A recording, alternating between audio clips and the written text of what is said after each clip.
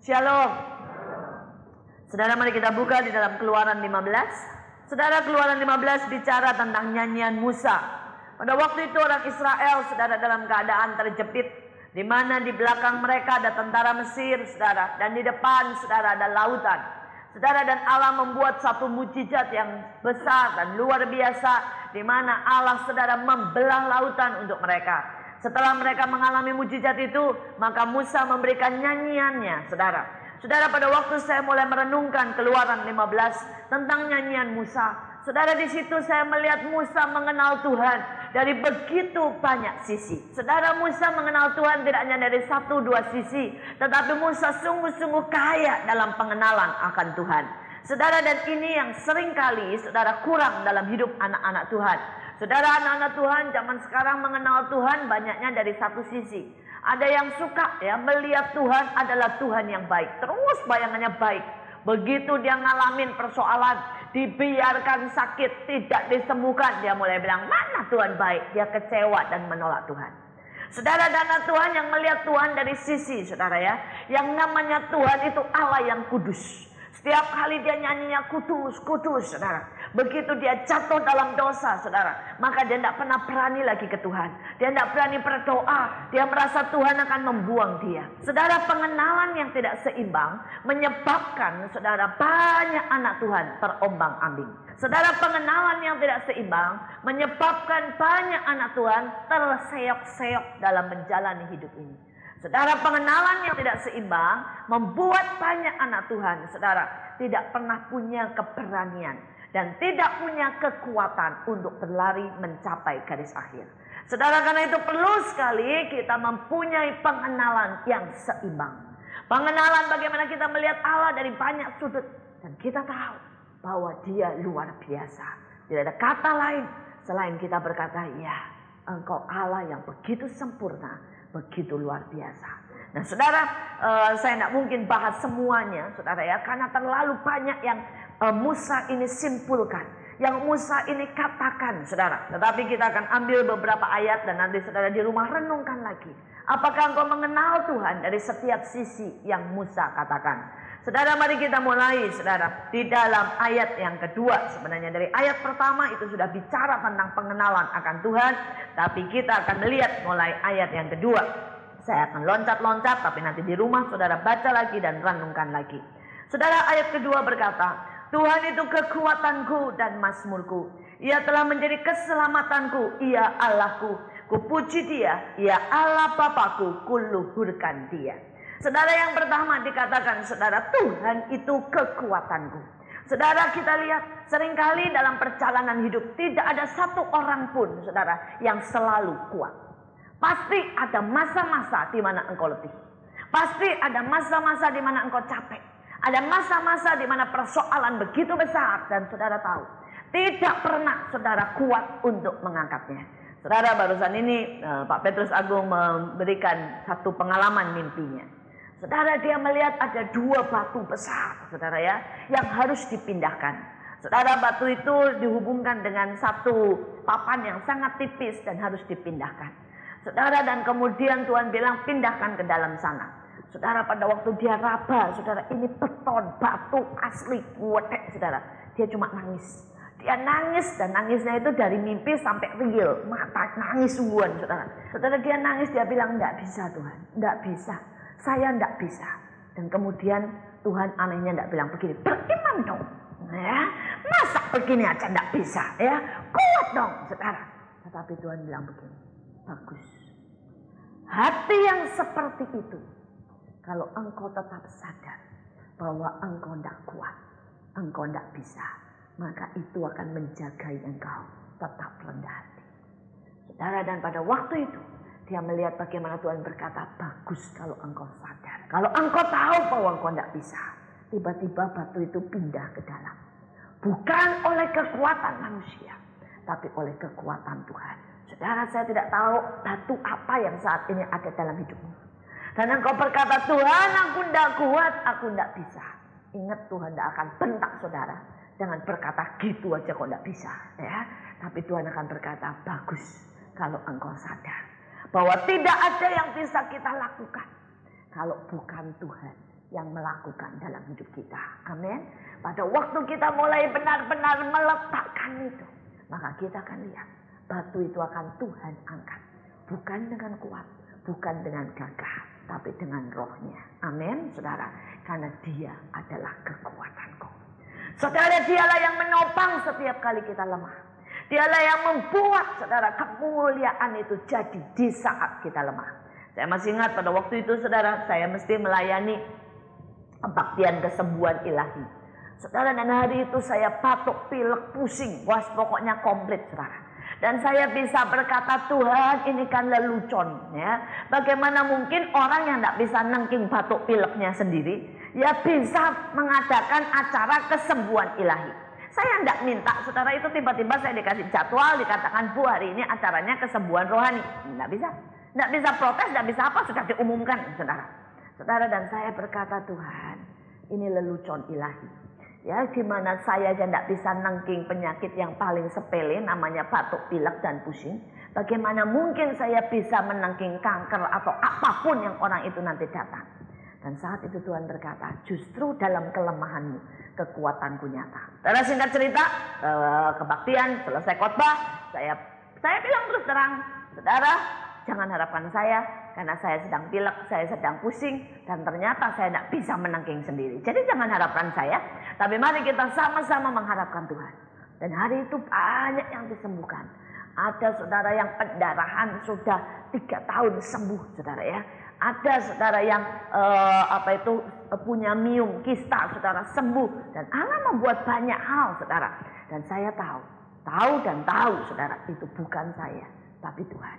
Ya, hari-hari ini percayalah, Allah sedang mau menunjukkan kuatnya, karena dia kekuatan kita. Amin. Saudara, yang kedua dikatakan, dia mazmurku.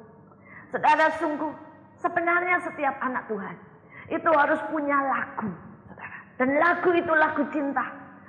Lagu, saudara ya, perjalanan dengan Tuhan. Lagu iman yang keluar dari dalam hatinya karena dia melihat siapa itu Tuhannya. Saudara, ada banyak orang tidak punya lagu dalam hidup ini. Saudara, sehingga yang dia hadapi itu cuma kegersangan, ya, kepanasan, saudara. Terus gerutuan karena tidak punya lagu, saudara. Tapi kalau ada lagu, bahkan di dalam lembah kekelaman, keluarlah Mazmur Daud, Mazmur 23. Amin, saudara. Ada lagu. Saudara, dan setiap pagi, saudara ya, saya bangun, itu sering kali Allah memberikan lagu. Saudara, kadang-kadang saya melek, saudara ya, baru melek mata. Saya tidak tahu tiba-tiba itu ada lagu yang ngalir dari hati saya. Saudara, kalau lagunya saya mulai belajar mengenal ya.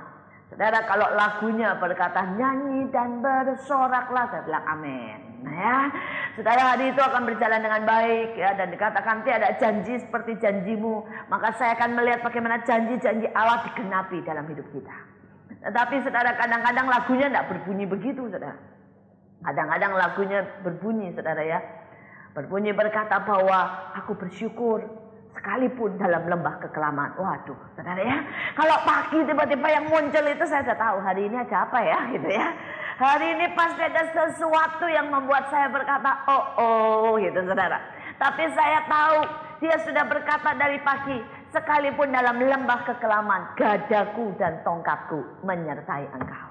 Saudara, coba dengarkan lagu yang Tuhan berikan dalam hidupmu. Saudara, lagu itu akan menguatkan. Saudara, dan saya perhatikan juga, dia itu, saudara, bisa membanjiri saya dengan lagu, saudara ya. Pada waktu dia mau bicara dengan saya. Saudara, dulu pada waktu saya mau selesai sekolah di Belanda, itu hari-hari yang sangat berat buat saya. Saudara, skripsi saya banyak yang mengalami hambatan. Tugas akhir saya ditolak berkali-kali. Saudara, tapi kemanapun saya pergi, pada waktu itu saya cuma tinggal punya waktu 2 bulan. Secara manusia saya tidak mungkin lulus, hanya punya waktu 2 bulan. Dan tugas akhir belum diterima, saudara. Saudara, tapi kemanapun saya pergi, itu lagu yang waktu itu ngetren dan dinyanyikan oleh semua pemimpin pujian kalau saya hadir adalah dia tak pernah gagal, saudara ya. Saudara, setiap kali dengar lagu itu saya cuma senyum, amin. Saya bilang ya, saudara, lagunya terus dia tak pernah gagal. Kemanapun saya pergi lagunya yang muncul, dia tak pernah gagal, saudara. Saya cuma berkata amin dan benar. Saudara, dia tidak gagal. Dia membuat saya menyelesaikan sekolah. Karena dia itu mazmur kita. Amin, saudara. Demikian juga saudara. Pada waktu saudara menyembah, biasakan untuk bermazmur. Karena pada waktu saudara mulai bermazmur, mengeluarkan lagu cinta, mengeluarkan lagu iman, mengeluarkan lagu pengharapan, mengeluarkan bahkan lagu rintihan, maka mazmur itu akan jadi dupa yang menyentuh hati Tuhan. Saudara, jangan cuma nyanyi, saudara, keluar dari mulut, tapi nyanyi keluar dari hati. Ciptakan lagumu sendiri. Jangan cuma niru lagunya orang lain. Ciptakan lagumu sendiri. Maka itu akan menjadi lagu keintiman antara saudara dengan Tuhan. Saya tahu Allah sangat menyintai Daud. Salah satunya karena Daud menciptakan ribuan lagu buat Tuhan. Dan mari jadi orang yang dicintai. Karena kita mempunyai banyak lagu untuk Tuhan kita. Kita lihat yang selanjutnya. Saudara, dikatakan, ia Allah Bapakku, kuluhurkan dia. Saudara, dia Bapak. Saudara, ini perkataan bukan lahir dari orang yang hidup di zaman Yesus. Saudara, orang yang hidup di zaman Yesus bisa berkata, engkau Bapakku. Karena Yesus sudah ngajarin ya, bahwa Bapak kami yang di surga. Betul? Tapi zaman Musa, saudara, Tuhan itu jauh sekali. Ya, Tuhan itu begitu kudus. Tuhan itu seperti api. Tuhan itu menggelegar seperti kilat.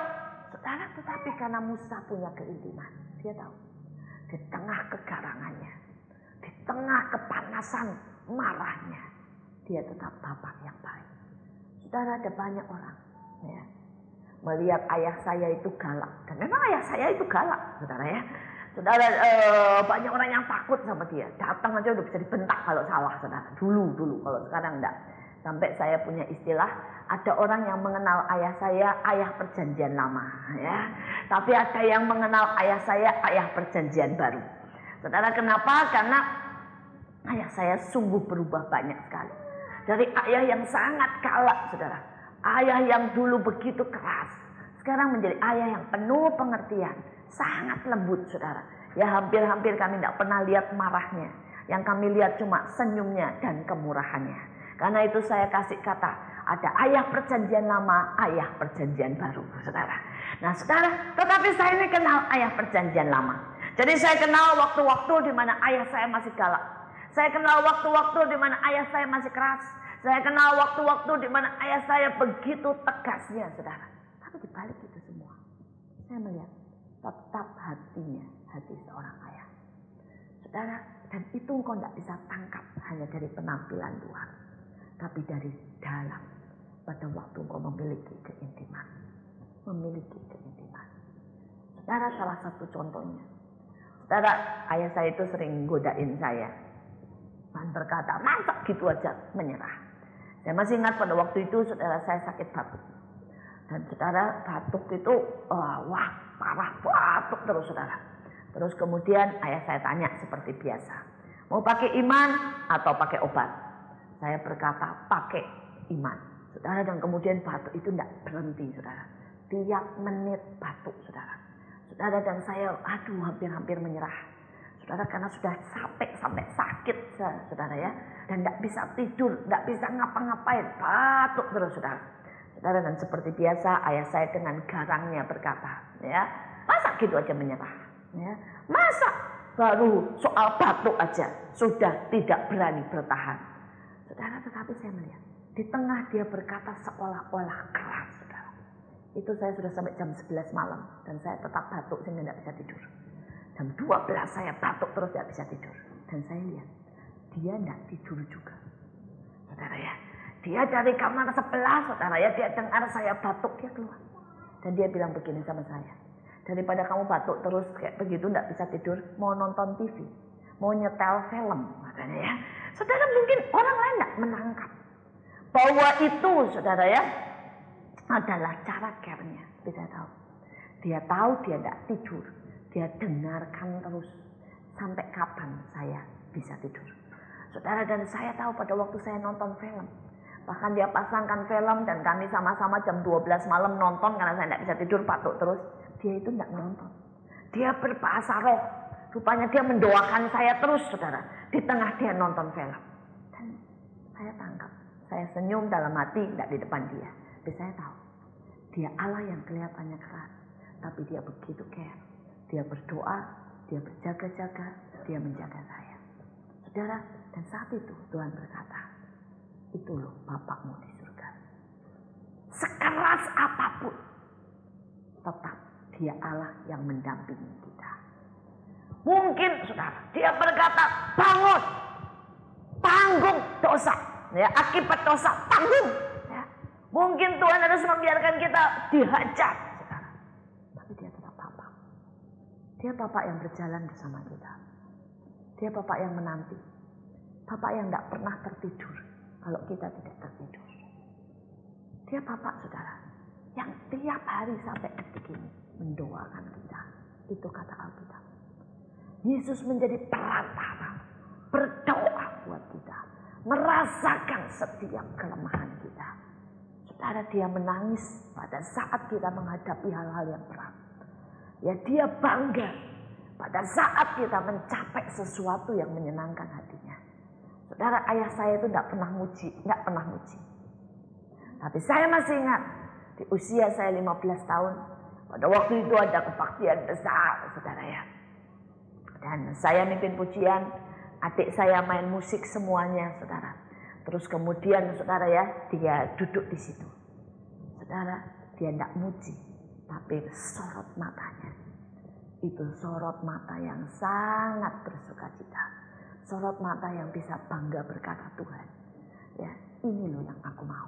Melihat semua anak-anakku di dalam Engkau dan melayani Engkau. Saudara, mungkin tidak banyak orang yang menangkap, tapi saya menangkap. Saya menangkap sorot matanya, saya menangkap senyumannya, saya menangkap bahagianya dia. Dan hari itu Tuhan juga selalu berkata, itu aku.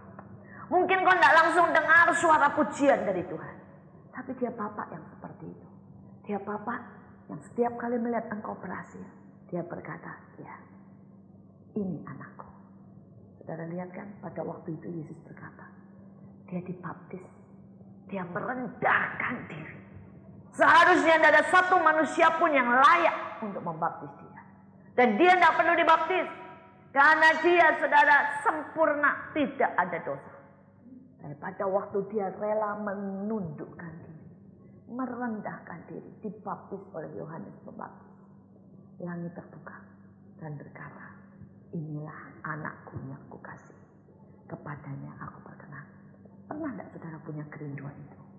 Sekali waktu Bapak dengan senyumnya berkata, ya ini loh anakku, anak yang kukasih, yang kepadanya aku berkenan.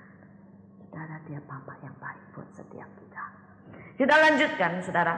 Tetapi dia tidak cuma Bapak. Kita lihat sekarang, saudara, ayat yang ketiga. Tuhan itu pahlawan perang. Tuhan itu namanya.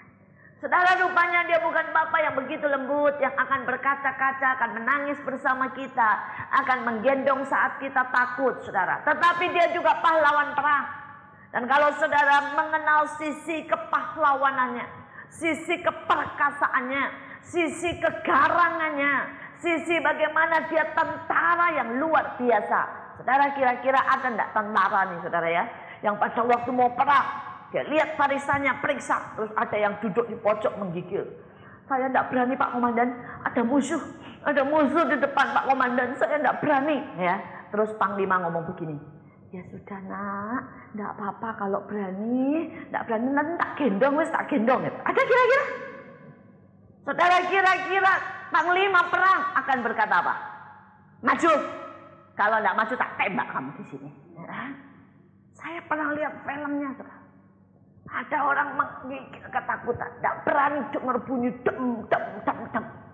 Terus kemudian saudara, pada waktu panglimanya, komandannya memeriksa, dia tidak maju, dia bilang ini, maju atau mati.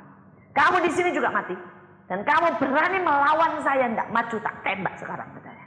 Maju atau mati. Saudara, saya berpikir, wih ganas ya. Ya. Tapi Tuhan juga punya sisi itu. Tuhan punya sisi itu. Tuhan tidak selalu sebagai Bapa yang baik, tapi dia juga panglima perang. Saudara, saya pernah lihat film Ji Ijin. Dan saat itu, saudara, tiba-tiba Tuhan duduk dekat saya.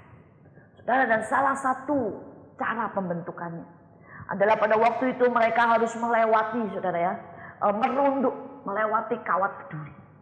Dan setiap kali, saudara ya, mereka mulai merunduk, di atas kepala mereka itu diberondong peluru. Ini bukan peluru mainan, saudara. Peluru sungguhan, saudara. Jadi berondong peluru, saudara. Dan kemudian beberapa dari mereka berkata, kenapa sih sesadis itu? Dan kepala atau komandannya atau pelatihnya berkata, supaya kamu ingat, di dalam keadaan seperti itu, kamu menaikkan kepala, berarti mati. Saudara, dan saat itu Tuhan ada di sebelah saya dan berkata, nak, aku merendahkan engkau begitu rupa dalam hidup ini. Aku melatih engkau, mengajari engkau tentang kerendahan hati. Karena engkau harus tahu, di dalam pertempuran yang sesungguhnya, begitu engkau mulai menaikkan kepala dan menyombongkan diri, engkau akan tertembak oleh peluru iblis. Saudara, perkataan itu begitu tertancap sampai hari ini. Tuhan berkata, iya, iblis jatuh karena kesombongan. Puluhan raja-raja jatuh karena kesombongan. Orang-orang yang kucintai jatuh karena kesombongan. Dan Tuhan berkata, aku mau engkau mengerti, di medan pertempuran yang sesungguhnya, engkau menaikkan kepala, mati akibatnya. Saudara, dan saya bersyukur, karena saya mengenal sisi lain dari Tuhan. Bukan cuma sebagai Bapa yang menggendong, tapi Dia juga sebagai Bapa yang membiarkan kita ada di medan peperangan. Dan Dia berubah menjadi panglima perang kita. Amin, saudara. Panglima perang. Dan Dia akan membuat strategi-strategi. Dia mengajari kita bagaimana harus bertempur. Ya, Dia yang membuat hal-hal yang kadang-kadang kita berpikir, Tuhan, apakah itu akan berhasil? Dan Tuhan berkata, lakukan saja. Maka engkau akan melihat bagaimana aku berperang melawan segalanya. Dan hari-hari ini saya semakin melihat bagaimana Dia panglima perang. Ya, Allah yang tidak pernah gagal. Allah yang berperang dengan kuat kuasanya. Kita lihat yang selanjutnya, saudara. Ya. Kita lihat, saudara, ayat yang ke-6. Tangan kananmu Tuhan mulia karena kekuasaanmu. Tangan kananmu Tuhan menghancurkan musuh. Saudara, di satu sisi tangan kanannya itu mulia. Artinya tangan kanannya itu mengangkat kita, saudara. Membawa kita masuk di dalam kemuliaan dan kuasa. Saudara, ini membuat kita punya otoritas. Ya, saya percaya anak-anak Tuhan itu berjalan di dalam otoritas Tuhan. Amin. Saudara, ada satu kesaksian, saya suka kesaksian ini, saudara. Karena ini menunjukkan betapa saudara kita itu punya otoritas. Saudara, ada seorang anak kecil, saudara, umur 3 tahun yang ditinggal sama mamahnya kerja. Dan kemudian dia nonton film-film yang di TV tuh, Nyiblorong lah, terus kemudian pokoknya film-film begitulah, saudara ya. Kesurupan, saudara. Kesurupan sampai, saudara, 6 jam, saudara. Itu tidak bisa dilepaskan. Sudah manggil, maaf kata, saudara ya, dari agama-agama tertentu. Kemudian, saudara, dukun yang manggil, paranormal panggil, semuanya sudah dipanggil, saudara. 6 jam tidak bisa lepas. Makanya hati-hati anak-anak itu jangan dibiarkan nonton-nonton seperti itu, saudara. Dan kemudian, saudara, pada waktunya anak sudah kejang, kadang-kadang ngomong pakai bahasa aneh, kadang-kadang bisa nyembah-nyembah, saudara. Anak umur 3 tahun, saudara, kering bunyi telepon, temennya telepon, ya. Dan temennya ini, saudara, dia anak Tuhan sungguh-sungguh, tapi bukan majelis, bukan pendeta, bukan apa-apa, cuma anak Tuhan, saudara, singer di sebuah gereja. Dia telepon dan kemudian, saudara, dia tanya, ada apa? Dia bilang, anakku kayak begini, 6 jam, ya, saudara. Ini orang juga belum lahir baru ibunya. Dan kemudian, saudara, temennya ini bilang, boleh enggak aku doain? Boleh, wes pokoknya apapun asal anak saya lepas. Jadi ini lewat telepon, saudara. Anaknya digendong, ya, temennya ini cuma bilang, coba bilang amin, untuk apapun bilang amin. Ya, dan kemudian, saudara, temennya mulai berdoa lewat telepon, bilang amin, amin, amin. Kemudian, saudara, anak ini menjerit dengan keras, mulai sadar. Itu, saudara, para dukun, paranormal, dan beberapa tokoh-tokoh agama, saudara ya, berkata, itu yang telepon siapa? Ilmunya canggih banget. Canggih banget, saudara. Cuma lewat telepon pergi. Saudara, karena bukan kita yang melakukan. Kita punya Allah yang berkuasa. Amin. Dan dia itu mau membawa kita, saudara, naik. Dia memberikan kekuasaan, dia juga memberi kemuliaan. Saudara, seorang teman bercerita, saudara, bagaimana Allah membawa kemuliaan. Bukan karena dia baik, bukan karena dia hebat. Saudara, dia seorang sales, dia baru di sebuah kantor. Dan Tuhan berkata, saudara ya, lihat aku akan meninggikan dan membawa engkau menjadi kemuliaan. Saudara, dan ada target kan kalau sales, saudara ya, sebulan harus berapa. Saudara, semua orang bilang ini lagi sepi. Sebulan segitu aja tidak bisa. Saudara, tetapi begitu dia masuk, tanpa dia mengerti, dia ketemu di gereja orang ngobrol-ngobrol butuh produk dia. Saudara, dan orang yang membeli sangat banyak. Dia 6 kali lipat di atas targetnya bulan pertama. Dia cuma berkata, kalau Allah mau memberkati dalam sekali beres kok. Tidak ada masalah. Ya. Bukan kepandaian kita, tapi Tuhanlah yang menyelesaikan bagi kita. Amin. Tapi sebaliknya, di satu sisi tangannya memuliakan, tangannya punya kuat kuasa, tapi dikatakan tangan yang sama, tangan kanan yang sama menghancurkan musuh. Dan saudara, jangan pernah berpikir bahwa musuh itu di luar gereja.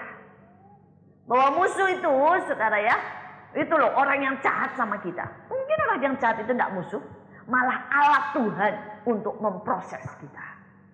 Tapi seringkali yang disebut musuh adalah sifat-sifat yang buruk yang ada di dalam kita. Dan ini yang Allah perlu hancurkan. Berapa orang tua lihat ini loh, ada mengasihani diri, dihancurkan. Dan saudara, jangan pikir enak. Pada waktu Allah mulai lihat di dalam diri kita ada satu sifat. Oh, Allah itu gemes dihancurkan. Kitanya ikut kehancur rasanya, saudara. Rasanya, tapi enggak. Dia enggak salah, saudara. Saudara, orang-orang yang mengasihani diri, ya tidak akan terus mengalami hidup yang lancar. Enggak. Saudara akan digembleng lewat berkali-kali. Sampai akhirnya saudara bilang, Tuhan kenapa begini? Terus masih mengasihani diri, kena lagi. Saudara ya. Sampai akhirnya sifat itu berubah. Saya masih ingat kok bagaimana Allah menghancurkan kesombongan dalam hidup saya. Apapun dihancurkan. Saudara, saya dari orang yang punya IQ lumayan, mendadak dibuat bodohnya luar biasa. Baca buku itu sampai 5 kali tidak mudeng. Saudara, pokoknya bodohnya ngetop, paling top, saudara, bodohnya luar biasa. Saudara, guru nerangin, blow on, tidak ngerti apa-apa. Saudara, dan Allah tahu bukan cuma itu yang saya banggakan. Saya bangga dengan badan saya. Saudara, karena saya tidak pernah gemuk, walaupun makan banyak kayak tukang becak, tetap kurus. Saudara ya, itu dulu, saudara ya. Saudara, nah kemudian Tuhan bilang, bagus, itu yang kau banggakan, dia hancurkan. Dalam waktu 2 bulan atau 3 bulan saya naik 20 kilo. Saya tidak tahu apa yang saya makan lebih sedikit dari biasanya. Tapi semua mendadak menjadi daging, saudara ya. Yang dulu tidak menjadi daging, sekarang semua menjadi daging. Saudara, itu belum cukup. Allah tahu apa yang saya pegang. Saya dulu punya muka halus sekali, tidak ada jerawat, saudara. Dan Allah berkata, itu kan yang kamu suka. Itu mendadak, saudara, semua muka ini hancur. Jerawat itu bukan yang biasa, yang segede-gede kacang, saudara ya. Yang bernanah, saudara, yang membekas. Seluruh muka. Dan Allah masih tahu, itu tidak cukup buat saya. Karena saya masih punya tempat berpijak untuk kesombongan saya. Apa? Kepandaian saya bicara. Saya tahu bahwa saya bicara. Saya bisa mempengaruhi orang dengan saya bicara. Allah buat saya tidak bisa berbahasa Belanda sampai tidak bisa berkomunikasi. Setiap kali saya ngomong, orang ngomong, what? Ya, apa adanya ya? Kamu ngomong apa? Saudara, semua orang, guru, teman, semuanya ngomong. Coba ngomong lagi. Ngomong lagi. Yang benar. Kami tidak ngerti, terus ulangi lagi, saudara. Itu saudara antara yang di otak ya, sama yang di mulut ini bisa kebalik-balik. Tidak nyambung, tidak connect gitu lah saudara. Sampai saya bilang, Tuhan, Tapi Tuhan tahu itu pun belum cukup, saudara. Saya masih punya kesombongan lain, saudara. Saya masih punya kesombongan apa, saudara? Saya merasa saya punya, saudara, kedisiplinan. Punya, saudara, kemampuan untuk kerja keras. Dan itu pun dihancurkan. Setiap kali mau belajar, ngantuk ketiduran. Saudara ya, mau doa, ngantuk ketiduran. Tidak ada satupun yang dia biarkan ada. Itu sampai hancur semua, sampai saya berkata, tidak ada satupun Tuhan yang saya bisa berdiri dan berkata karena saya. Itu baru satu pada waktu Allah menghancurkan kesombongan saya. Masih banyak lagi yang lain. Saya pernah melihat bagaimana Allah menghancurkan rasa benar saya. Ada banyak orang punya rasa benar, punya kebenaran manusiawi yang sangat tinggi. Merasa lebih baik, merasa lebih benar, merasa lebih berjasa, merasa lebih bekerja dari orang lain. Dan itu pun Allah sikat habis, hancur-hancuran sampai saya nol dan berkata, benar Tuhan. Tidak ada hamba Tuhan sejelek saya. Tidak ada manusia sejelek saya. Saya sadar. Saya sadar. Saudara, dan setiap dari kita, Allah sedang melihat musuh-musuh yang akan membuat rencana Allah itu gagal dalam hidup kita. Dan Allah perlu menghancurkan itu. Itu proses yang berat. Tapi kita harus tahu, itu proses dia buat karena dia mengasihi kita. Dengan tangan yang sama, dia akan menaikkan kita. Dengan tangan yang sama, dia akan menghancurkan semua kelemahan kita. Semua musuh yang sekali waktu akan merongrong apa yang Allah percayakan dalam hidup ini. Saudara, kita lanjutkan. Kita lihat ayat yang ke-7, saudara. Dengan keluhuranmu yang besar, engkau meruntuhkan siapa yang bangkit melawan engkau. Engkau melepaskan api murkamu yang memakan mereka seperti tunggul gandum. Saudara, saya mau membahas tentang luhur. Ya. Dia itu luhur, saudara. Luhur ini lebih dari baik. Ya. Kalau baik itu belum tentu benar. Tapi kalau luhur itu kebaikan yang benar. Saudara, itu luhur. Nah, saudara, luhur, saudara, atau kebaikan yang benar, yang tepat, saudara, itulah sifat Allah. Saya percaya kita semua tahu di otak bahwa Allah itu baik. Amin. Dia baik setiap waktu. Ya, setiap waktu. Tapi pada waktu Allah diam, kita sudah doa, Allah diam. Bisakah kita tetap percaya bahwa dia baik? Hari-hari ini saya sedang melihat sesuatu. Saya punya seorang teman, dia pekerja yang baik. Dia memberikan seluruh hidupnya untuk pelayanan. Dia memberikan semua uangnya, saudara, untuk melayani orang. Dia melayani orang sakit. Dia pokoknya lebih baiklah dari saya. Ya, dia sungguh-sungguh setia. Dan tiba-tiba, saudara, anaknya umur 31 tahun, kena sakit kanker. Dan tidak pernah ada gejala. Baru menikah 2 tahun. Anaknya, saudara, baru berumur 1 tahun. Saudara, dan stadium 4. Dokter angkat tangan. Kankernya menyebar kemana-mana. Perutnya membengkak. Dan dokter berkata umurnya tinggal 6 bulan. Pada waktu dia datang ke tempat saya dengan cucuran air mata. Seorang yang selama ini saya lihat cukup beriman. Seorang yang selama ini selalu berkata pada ribuan orang, Allah itu baik. Saya melihat dia menangis dan berkata, di mana keadilan Tuhan? Di mana kebaikan Tuhan? Kalau saudara berpikir bahwa saya punya jawaban untuk itu, saudara salah. Saya tidak punya jawaban. Kalau saudara berpikir bahwa saya akan menghakimi dia dan berkata, kenapa engkau tidak percaya? Salah. Karena saya tahu, kalau saya ada di tempat dia, saya belum tentu lebih baik reaksinya dari dia. Tapi itu cuma membuat saya diam. Saya menangis bersama dia. Saya berdoa. Dan saya cuma berkata, God, tolong.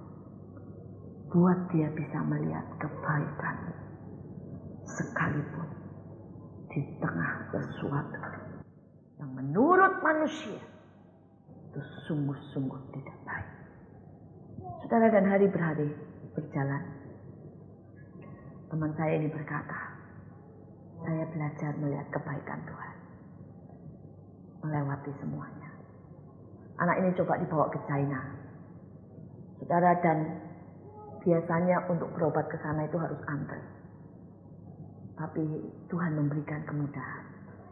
Dalam waktu 1 hari, semuanya direspon dengan baik. Anak ini mendapat kesempatan yang pertama diperiksa begitu dia sampai, saudara. Dan dia berkata, saya melihat kebaikan Tuhan. Dokter sampai 4, semua yang paling ahli. Walaupun akhirnya dokter di Cina pun angkat tangan dan membuat dia pulang ke Indonesia. Tapi dia berkata, saya melihat kebaikan Tuhan. Saudara, begitu sampai di Indonesia, saudara, anak itu tidak bisa makan.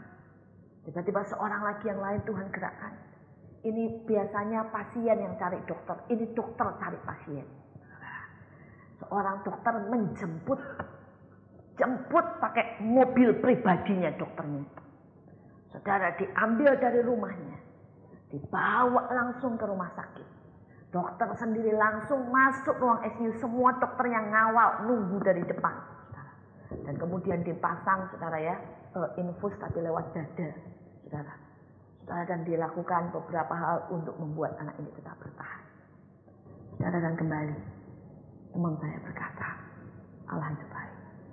Walaupun dia melihat bagaimana, saudara, sesuatu yang kelihatannya tidak baik. Saudara, dan dokter berkata juga, biasanya orang yang sakit seperti ini itu akan kesakitan luar biasa. Ya, sampai tidak bisa tidur, sampai merintih, sampai tidak tahu. Karena ini kanker usus itu mencengkeram ya, membuat perut kembung, saudara ya. Membuat seperti, ya tidak tahulah saudara. Kata dokter sangat menyakitkan. Tapi dia berkata, anak saya itu bisa tidur. Ya, setiap kali didoain, sakit sedikit didoain hilang. Dan dia berkata, Allah itu baik. Saudara, kadang-kadang kebaikan Tuhan tetap kita tidak bisa mengerti. Tapi coba percaya bahwa dia itu baik. Dia itu baik. Dan biarlah hati kita tetap menemukan kebaikan Tuhan di tengah keadaan yang paling, saudara, gelap dalam hidup kita.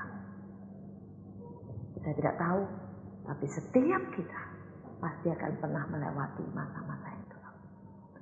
Setiap kita akan pernah melewati satu masa di mana ada begitu pertanyaan yang tidak bisa dijawab. Dan masa yang saudara sendiri menghadapi seperti Ayub. Tapi itulah waktunya. Jangan menolak dia dan jangan kecewa. Tetaplah percaya bahwa dia luhur. Kebaikannya diperhitungkan dan tepat, benar adanya. Saudara, dan dia yang baik ini, yang luhur ini, dikatakan dia meruntuhkan siapapun ya, yang bangkit melawan. Saudara, ini berarti saudara bahwa Allah ya sedang meruntuhkan banyak hal. Saudara, dunia ini akan runtuh. Segala yang dibangun oleh tangan manusia akan runtuh. Bahkan pelayanan-pelayanan yang karena manusia, oleh manusia, untuk manusia akan runtuh.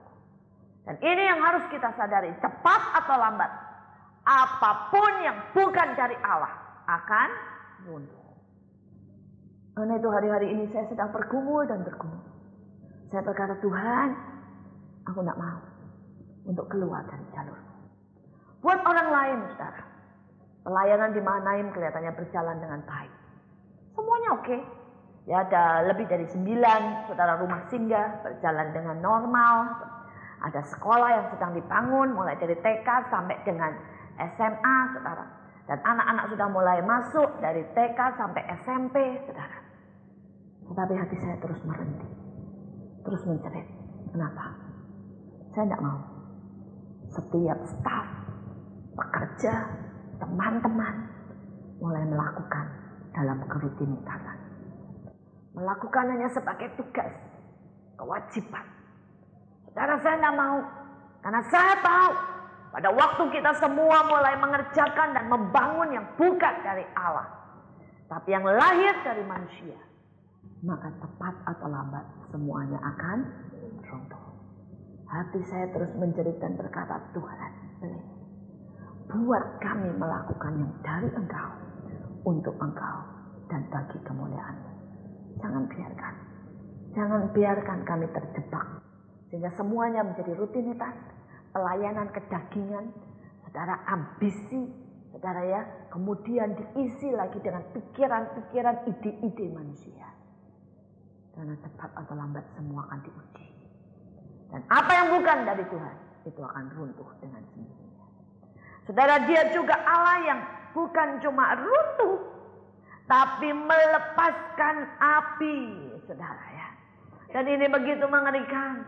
Yang disebut di sini cuma api murka, tapi saya tahu ada api cinta, ada api yang menghanguskan, ada api karena salah satu dari sifat Allah, dari sisi Allah adalah api. Pada waktu saudara, orang Israel melihat tuntunan Allah, mereka melihat dalam bentuk tiang api.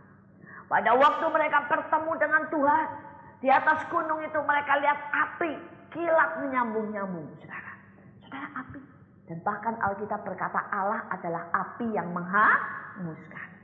Saudara, pada waktu saudara, di dalam perjanjian baru, orang-orang menerima baptisan Roh Kudus, menerima pencurahan Roh Kudus, mereka mulai lihat lidah-lidah api di atas kepala kita. Dan Paulus sendiri berkata bahwa sekali waktu setiap pekerjaan kita harus diuji melewati apa, saudara? Api. Saudara, api. Dan Tuhan juga, Yesus sendiri berkata, betapa susahnya hatiku, ya, sebelum aku melemparkan api itu dan membuat api itu menyala. Saudara, rupanya api ini bicara sesuatu. Dan banyak anak Tuhan tidak pernah mengerti sisi Allah api. Tapi ini adalah sisi yang luar biasa. Saudara, api ini pertama bicara soal pengujian. Dia Allah yang akan menguji, dan menguji. Tujuannya menguji adalah memurnikan, dan memurnikan. Amin, saudara. Bersyukurlah kalau kita dimurnikan. Karena setiap kali kita dimurnikan, kita akan keluar, saudara, lebih indah, lebih murni, lebih berkenan. Itu tujuannya. Saudara, hal yang sepele. Saudara, tadi malam, saudara, ini kejadian, itu saya berkata, ya benar Tuhan. Saudara, tadi malam suami saya minta sesuatu, minta kopi, ya, saudara, kopi spesial yang dia mau lah, saudara. Terus saya mengerjakannya asal-asalan. Saudara, jadi lampu tidak saya nyalain, saudara ya. Saya ambil aja gelas, saudara, saya isi, saya bikinin kopinya, pokoknya saya kerjain asal-asalan, lampu tidak saya nyalain. Saya pikir saya sudah tahu lah tempatnya di sini, gelasnya di sini, kopinya di sini, minumannya di sini, saya udah bisa nyampur lah tanpa melihat, saudara ya. Jadi saya tidak nyalain lampu dalam keadaan gelap, itu saya kerjain, saudara. Ternyata waktu saya sampai ke dalam kamar, saudara, itu saudara, kopinya, saudara, ada lebih dari 3 semut di dalamnya, saudara ya. Saya tidak tahu yang bersemut itu apanya, saya tidak tahu, saudara ya. Mungkin gelasnya bersemut, bisa juga karena gelap. Saya lakukan dalam keadaan gelap, saudara.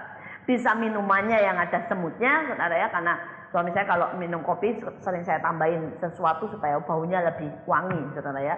Saudara, bisa saudara kopinya, pokoknya itu bersemut, saudara. Ada 3. Nah, saudara, sudah begitu, suami saya ya tegur, kok bisa banyak semutnya? Gitu. Saudara, saya tidak suka. Saya jengkel, saya cuma bilang, nah, semut aja kok repot. Saya tidak ribut, enggak, tapi saya jengkel.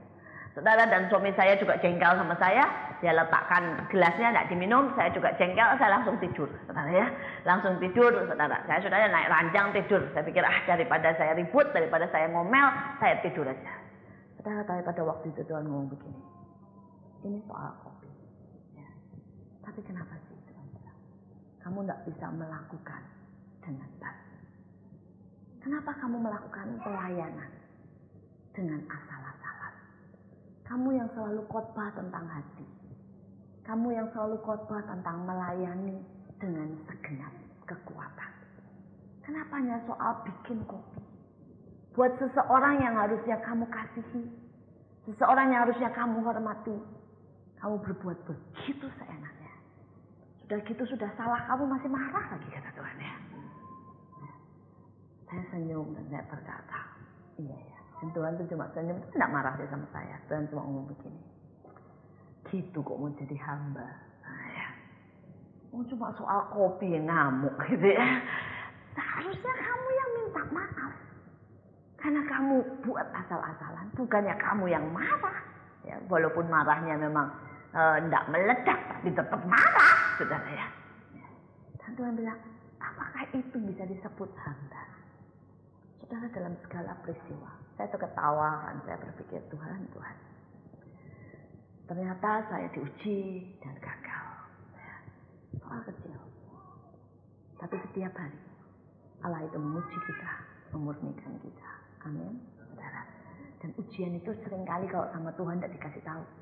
Coba Tuhan bilang ini, Iin, hari ini ujian membuat kopi. Wah, lain. Saya akan belajar dengan baik. Saya akan membuat kopi yang terenak di dunia, saudara ya.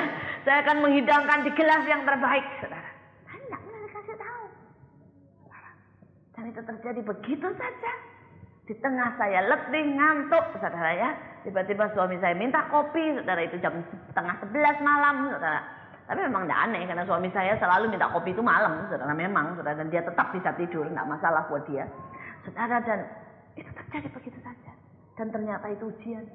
Dan ternyata tidak lulus. Ya. Tapi saya saksikan ini, supaya saudara sadar. Dia Allah api yang memurnikan. Amin, saudara. Yang memurnikan. Jadi jangan pernah tunggu bilang ujian. Enggak, saudara ya. Karena ujian itu bisa datang kapan saja.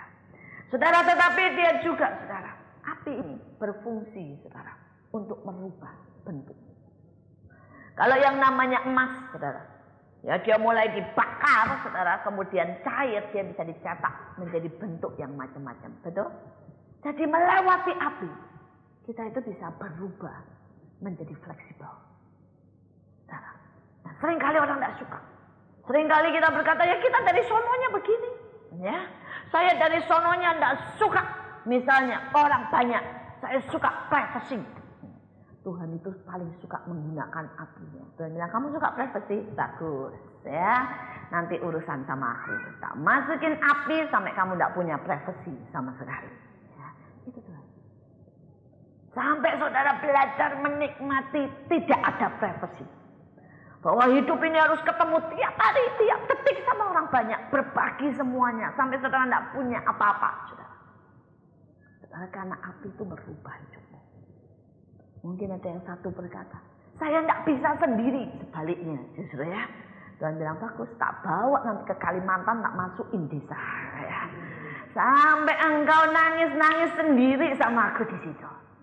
Saudara, daripada saudara kita lewat api yang mengerikan, mendingan bilang ini, cepetan deh Tuhan, Tuhan mau apa? Tak lakuin dengan senyum. Nah, ya. Kalau saudara begitu tidak nawar, itu jauh lebih ringan. Ya. Tapi kalau saudara ini orang yang selalu nawar, selalu bilang saya tidak suka, itu saya tidak mau. Oh saudara ya, Tuhan itu hobi. Begitu orang itu berkata tidak mau, ya, tidak bisa, ya, tidak kuat, Tuhan bilang bagus, tak kasih api supaya mencair. Nanti kalau mencair gampang dicetak jadi apapun. Ya. Saudara, karena itu saudara, jangan keraskan diri. Biarlah kita itu saudara belajar untuk berkata, ya Tuhan, jadilah kehendak-Mu. Ya. Saudara, api juga punya fungsi saudara. Ya. Untuk saudara menyalakan yang namanya cinta, kobaran semangat. Ya. Saudara, kalau saudara tahu ya lambang saudara. Biasanya kobaran semangat itu api. Makanya lambangnya Olimpiade ada apinya, ya kan? Saudara ya, lambang semua yang menyala. Oh, ini sini juga ada apinya. Nih ya, dengan kuasa api Roh Kudus. Itu lambang semangat, saudara. Itu lambang saudara keberanian. Itu lambang sesuatu yang berkobar, saudara, dalam hidup ini. Nah, ada banyak orang melayani, saudara, sudah tidak ada kobaran apinya. Saudara, ada orang menyembah, sudah tidak ada kobaran apinya. Ada orang berdoa sudah tidak ada kobaran apinya. Saudara, berbeda sekali orang yang punya kobaran api. Daud di usia yang lanjut, dia bisa nari, dia bisa lompat, dia bisa saudara ya untuk memberikan yang terbaik karena dia punya kobaran api. Saudara, Salomo bisa mempersembahkan satu persembahan sampai Alkitab berkata korban persembahan tidak terhitung banyaknya. Kalau saudara bilang mungkin orang zaman dulu tidak bisa ngitung, ngawur ya. Pada waktu jumlahnya sampai 600.000 sekian, itu masih bisa dihitung. Berarti saudara ini jumlahnya sudah lebih dari 1 juta. Bayangin. Karena sampai dikatakan tidak terhitung banyaknya. Sampai dikatakan semua pelataran bait Allah itu penuh dengan darah. Korban di mana-mana. Saudara, ini orang punya api ini seperti itu. Tidak cuma ngasih 1.000 perak. Tidak cuma ngasih 50.000. Tapi rasanya gitu, Tuhan kamu mau apa nih? Nih, ini masih mau Tuhan. Nih, masih ada lagi nih. Nih, gitu saudara ya. Semuanya. Ada satu api. Saudara, ada satu api. Saudara, saya masih ingat pada waktu zaman saya pertama kali kena kobaran api. Itu saudara pagi, siang, sore pelayanan. Tidak capek itu saudara. Ya pagi saudara bangun sudah jam 5 ya. Terus kemudian doa pagi itu jam 5:30.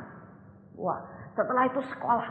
Ulang, ini istirahat sekolah aja saudara. Istirahat itu sekitar jam 12-an sudah lari lagi. Doa, ya ketemu teman-teman, share. Masuk lagi kelas saudara 1:30. Nanti pulang itu saudara cuma mandi sebentar, pelayanan lagi sampai jam 12 malam. Saudara, saya berpikir, ya dulu itu kayak enggak ada habisnya. Itu di rumah masih ngetik buku. Yang ngetik bahan-bahan buat bikin buku karena suami saya jadi redaksi mencetak buku-buku Kristen karena di sana jarang, di Belanda jarang. Saya termasuk salah satu yang bagian khotbahnya. Saudara itu masih ngetik, saudara. Selesai itu saudara masih gambar malam. Saudara nanti masih terima konseling sampai malam. Saya berkata, Tuhan, kalau ada api itu tidak pernah capek ya. Sudah tidak pernah capek. Kadang-kadang saudara, kami waktu itu sedang sama-sama dilawat dengan api. Itu kalau nyanyi, saudara, kalau kebaktian nyanyi itu bisa 2 jam. Nyanyi toh, belum kebaktiannya loh. Kebaktian kami itu bisa 4 jam, saudara. Pada waktu kami dilawat di Belanda. Itu kalau kebaktian kami bisa 4 jam. Nyanyi aja itu bisa 2 jam. Dan 2 jam ini, kalau saudara hadirat Allahnya oke, pemimpin pujiannya itu seringkali lupa nyuruh duduk. Berdiri terus 2 jam. Anehnya tidak ada yang capek itu. Saudara, yang lebih parah lagi, saya habis nyanyi seperti itu, saya salah satu pengkhotbah. Jadi kadang-kadang saudara sudah berdiri 2 jam, saudara ya. Selesai itu saya masih berdiri lagi karena saya mesti khotbah. Saudara, tapi pada waktu api itu lagi menyambar kami ya saudara. Saya khotbah. Dan dulu saya khotbah itu saudara hampir tidak pernah saudara lebih pendek dari 1,5 jam. Saudara, sudah khotbah 2 jam lagi, saudara ya, berdiri lagi. Sampai saya berkata, benar ya Tuhan. Pada waktu api itu bergelora begitu rupa. Itu membuat segalanya berbeda. Segalanya berbeda. Saudara, malam hari ini, biarlah kita melihat dan bertemu dengan Allah dalam segala sisinya. Kita akan melihat bagaimana Dia Allah yang luar biasa. Mari kita tutup dan kita berdoa.